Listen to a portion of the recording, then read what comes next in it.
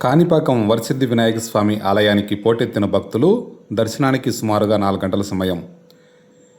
చిత్తూరు జిల్లా కాణిపాకంలో వెలిసిన స్వయంభూ శ్రీ వరసిద్ధి వినాయక స్వామి వారి దేవస్థానంలో భక్తుల రద్దీ భారీగా పెరిగింది.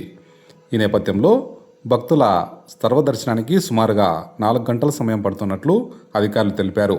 స్వామివారి దర్శనానికి పెద్ద ఎత్తున అయ్యప్ప స్వామి భక్తులు తరలివచ్చారు.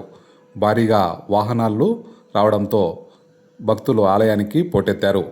ముఖ్యంగా శబరిమల వెళ్ళే అయ్యప్ప స్వామి భక్తులు, అలాగే శబరిమల దర్శనం తర్వాత తిరిగి వచ్చే సమయంలో కాణిపాక వినాయక స్వామిని దర్శించుకోవడం ఆనవాయితీగా వస్తుంది. ఈ నేపథ్యంలో పెద్ద ఎత్తున భక్తులందరూ కూడా కాణిపాక వరసిద్ధి వినాయక స్వామి దర్శించుకోవడానికి భారీగా క్యూలైన్లలో బారులు తీరారు. దీంతో సర్వదర్శనానికి సుమారుగా 4 గంటల సమయం పడుతుందని అధికారులు తెలిపారు.